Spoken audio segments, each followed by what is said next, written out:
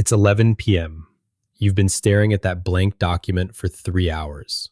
The cursor is blinking, mocking you. You've refreshed your email 7 times, reorganized your desk, made tea you didn't drink, and now you're watching this video. Because tomorrow, you have a deadline, and you still haven't started. You tell yourself, I'm just lazy. I have no discipline. If I just tried harder. But here's what nobody tells you. You don't have a laziness problem. You don't even have a procrastination problem. You have an emotion problem. And your brain has been protecting you from it this whole time. Let me show you what's really happening inside your head. Here's the thing about procrastination. We've been using the wrong word for it. When you say I'm procrastinating, what you're really saying is, I'm delaying something I know I should do. But that definition assumes you're refusing to act.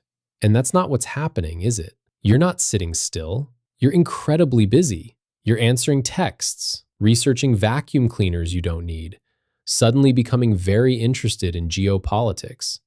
True laziness is the refusal to expend energy. But you're expending tons of energy. Just on everything except the one thing that matters. So the question isn't, why am I so lazy?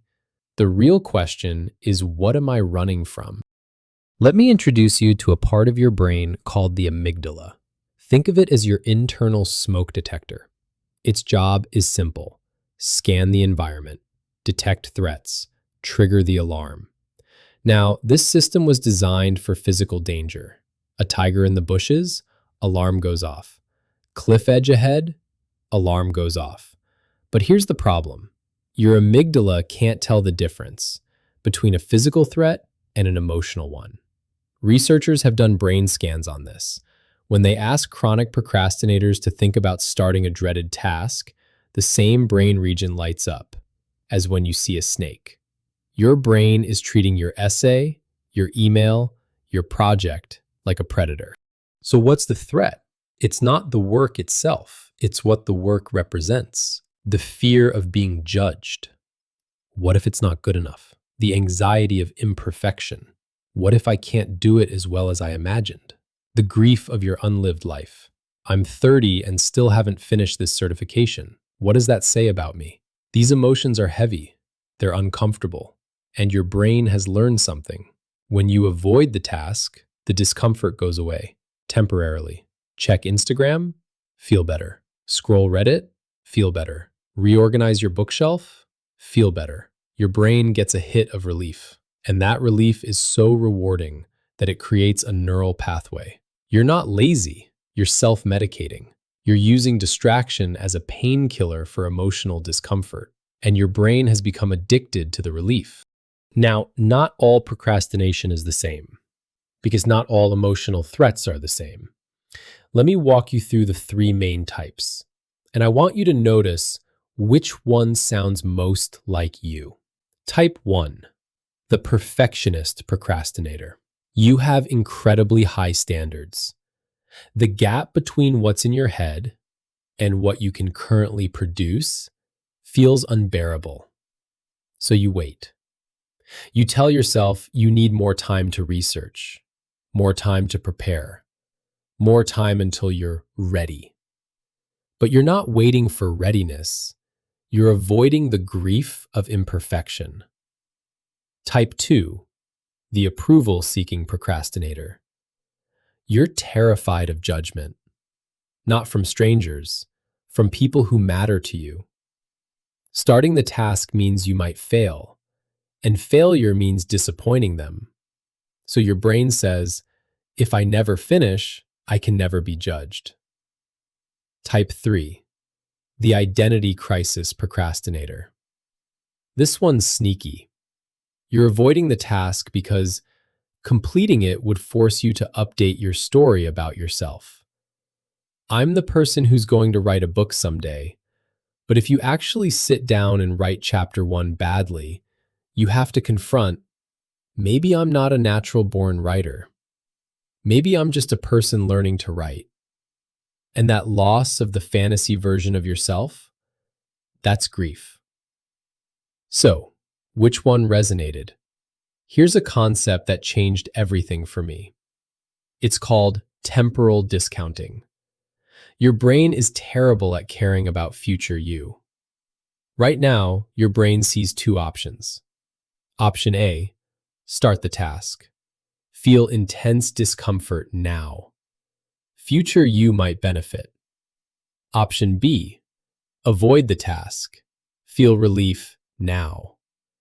Future you has to deal with consequences. And your brain always picks option B. Why? Because present you is real, and future you is imaginary. Researchers call this present bias. Your amygdala doesn't care about deadlines. It only cares about current distress levels. This is why all the productivity advice fails. Just break it into small steps. Use the Pomodoro technique. Make a schedule. These tools assume your problem is time management, but your problem is emotion management. You don't need a better planner. You need to convince your amygdala that the task is not a predator. And there's a specific way to do that. Okay, here's the first tool, and it's going to sound counterintuitive. Most people try to push through the discomfort. They white knuckle it. Just do it. Stop being weak. That doesn't work because you're trying to fight your smoke detector. Instead, you need to acknowledge the alarm. Here's how. Before you start the task, take 60 seconds and complete this sentence out loud. I'm avoiding this because I'm afraid that, finish that sentence. I'm afraid it won't be good enough. I'm afraid people will think I'm stupid. I'm afraid I'll realize I wasted years on the wrong path. Here's what happens neurologically. When you name the emotion, you activate your prefrontal cortex. That's the thinking part of your brain. And it sends a signal to your amygdala. We see the threat. We've assessed it. Stand down. You're not ignoring the smoke detector. You're telling it, I know. It's not a fire. It's just burnt toast. Second tool. This one's about negotiating with your brain. Your brain doesn't want to start because it thinks, once I start, I'm trapped for hours. So we're going to remove that threat. Here's the rule. You only have to work for 5 minutes. Not 5 minutes and then see how you feel. Exactly 5 minutes. Then you must stop. This is a contract with yourself. You set a timer, you work, timer goes off, you stop. Even if you're in the middle of a sentence, even if you suddenly feel motivated, stop. Why does this work? Because your amygdala can tolerate 5 minutes of discomfort. It's like dipping your toe in cold water. Your body realizes, oh, I didn't die. It was just uncomfortable. And here's the magic part. About 60% of the time, after the 5 minutes, you'll actually want to keep going. Not because you forced yourself, because the emotional resistance dissolved once you started. But even if you stop at 5 minutes, you still won, because you proved to your brain starting doesn't mean suffering. Third tool. This one's deeper. If you're an identity crisis procrastinator, you need to hear this. Your worth is not attached to your output. I know you intellectually know that, but your nervous system doesn't believe it. So we need to create a new neural association. Here's the practice. Before you start working, write this sentence. Even if this is terrible, I am still worthy of respect. Write it by hand. Not because it's some magical affirmation, but because you're creating a safety net for your nervous system.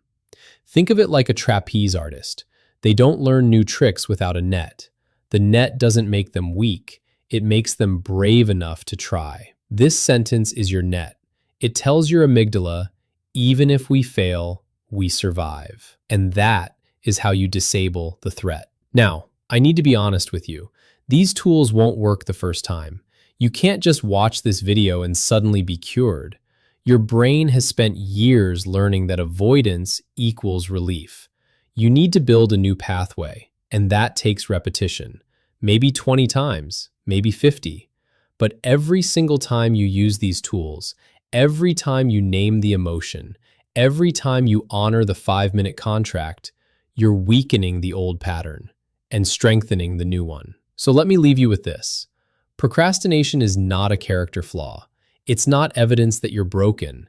It's evidence that your brain is doing exactly what it was designed to do: protect you from pain. The problem is, it's protecting you from the wrong thing. Your job is not to fight your brain. Your job is to teach it this task is not a tiger. And the way you teach it is not through discipline. It's through compassion. So the next time you find yourself at 11 p.m. staring at that blank document, don't call yourself lazy. Ask yourself, what am I afraid of? And then, gently, take the first 5 minutes. You're not avoiding work. You're just learning how to feel safe while doing it.